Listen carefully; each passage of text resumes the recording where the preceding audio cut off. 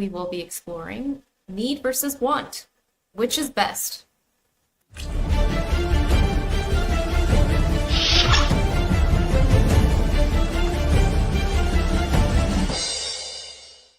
Yeah. It's simple. When you gave your intro, Yeah.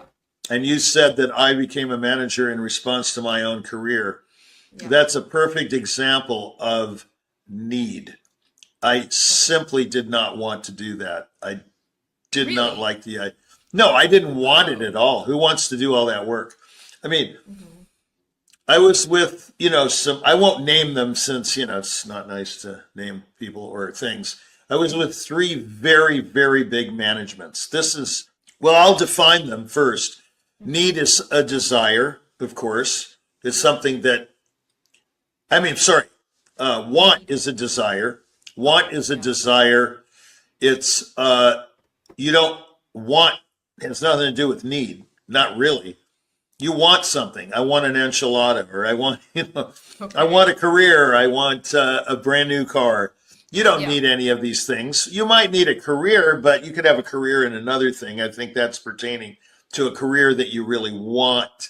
You know what I'm saying? It's a desire. Okay. Yeah. It's a desire. A need is something that requires something to satisfy it. In other words, I need food. If I don't have food, I'm going to die. I need water. Yeah. If I don't have water, I'll be dehydrated. I'll end up in the hospital. This kind of thing. Yeah. So it's very obvious what they are. But to go further about what they are, I'll tell that management story. So in response to my career, I became a manager or an artist advocate or whatever. And that's because the job of management wasn't being done according to my specifications. Okay, we won't go into. Yeah, right. Yeah, I won't go into what it was. Was it not enough concerts? Was it too many concerts? Was it not enough quality concerts? Yeah. Was it not enough orchestral concerts, meaning concertos or whatever, recitals, chamber music, festivals? You could go on and on and on, but there was a need, a definite need, not a want. Because when I started it, I just thought, oh my gosh, what is this? I had to represent myself after all these other big shots were representing me. I thought, oh, wow, I'm in a Rolls Royce situation. Everyone is doing but nothing was being done. Basically, I got key dates, big dates like Kennedy Center and, Orchestra Hall in Chicago, but all the money-making stuff was just left behind and I had to fill it in. And so I thought, since I'm filling it in myself, I might as well take it all, And so, and just be the agent for yourself. then I met Jack Price, and then I became Jack Price, and then the rest is whatever, the story. The point is, your namesake, Jack Price. It was a real namesake of the show as well. Yeah, it was a real guy, It's on the website if you want to read about Jack. He passed away a few years ago in his 90s. He was a real genius. Far more adept than I am. I'm his disciple. Okay, so the student is never as good as the teacher. So, well, maybe that's not true, but in my case, he was a master of marketing and representation and things like that. But he marketed different things. So there was a great need in my career to have control of that said career. That's a need. Right. Did I want to do all the work? No. Who wants to work? You want other people to do the work so you can sit and watch, Andy of Mayberry reruns, right? That's what you want. Or that's what you think you want. Yeah. Well, I do. Since I don't play golf, I like reruns. I don't like golf. So I'm at the age where you would, swing a golf club. My dad did, but I don't like it. So anyway, the point is need versus want. What are they? That's what they are. It's very simple.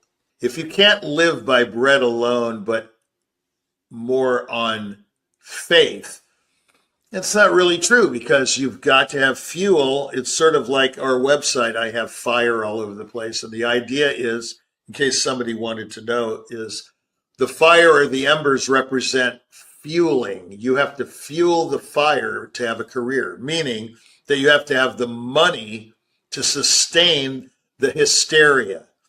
If no one's hysterical over you, you're not going to, it's not going to last. You have to sustain the hype. And that's where money comes in. No amount of talent, no amount of talent, no amount of looks, no amount of sexiness can sustain it fully and completely and forever like money can. It's impossible. Can't be done. So the idea of sustainment or sustaining anything that's a need, okay? In fact, I don't want anybody to like report me, but it is a fact that you don't have to pay taxes. Many people don't, okay? But you do have to die. This is something that's a part of life. It's part of the very fabric of life. And therefore, my question is, why is everyone afraid of death? That's another subject for another day on this show, perhaps. What I wanted to do, I think I've stated this before, is a burning desire all my life to be excellent. It was not to have a major career or even a significant career or any career. Now, a lot of people would, say, hey, come on, I know Atamian, man. He wanted it so bad. It's just, no. I wanted to play well, and I wanted to be the best I could be, whatever that was. It wasn't a want like, I've got to play with the New York Philharmonic and the Royal Philharmonic and this. That was nice. I mean, it's a byproduct. And was that a real want? It must have been, right? It was real for you to have that want, right? You mean the desire to excel? To be excellent, right? Oh, yeah. I mean, that was so it is true. It's a want that is real. And the question here in door number 2 was, are they real? They are real. They're all real or they're all false. It just depends on the person, the circumstances, the quality of the want or the desire. Is it really something that's attainable? Is that desire, that want attainable? Are you realistic? So then let me ask you this. When you're saying that you realized you had that desire to be excellent and not necessarily a specific goal of I want to play with Berlin Philharmonic, I want to play with this symphony or that orchestra. How do you verify that with yourself? How do you realize that to be true? That want, because it's a desire. It's not. That's to say as a need, right? What I do all my life, you don't know. I'll tell you. I obsessed with perfecting the physicality of playing. The music was always there. I knew, this guy asked me one time, this guy asked me once, he was a student at Michigan. He said, you just know exactly where to put the notes, right? And I go, yeah. And he got mad because he didn't. And so he said, then what do you work on? I said, I work on execution. That's what I work on. I don't work on conception because I was born with that. I was born with the ability to interpret the music of others. I've never had a problem with interpretation. Now, that doesn't mean that everybody agrees with my interpretation. So as I got older, I had a method or an approach to the piano that worked for a breakthrough, that worked for me. And I can teach you how to play the piano in about 15 seconds, like Glenn Gould said. He needed 20 seconds. I think I can do it in 15 now. But this is, in retrospect, this is not something I knew when I was 20. I started that mission of breakthroughs. I remember I started it in 1981. That's when I've had my first breakthrough. 81. In 81. Up till then, I was just playing the same way over and over. And we all know that's the definition of madness. To do something over and over and expect a different result is maddening. It's insanity. So I thought that would happen for you. Oh, I'll never forget it. I was learning the transcription that Raefling did of the Firebird Suite, which is after I did The Rite of Spring. Yeah. And I premiered it in Austin with the Austin Civic Ballet. And I played, the transcription, and the dancers danced all around the piano. It was kind of funny.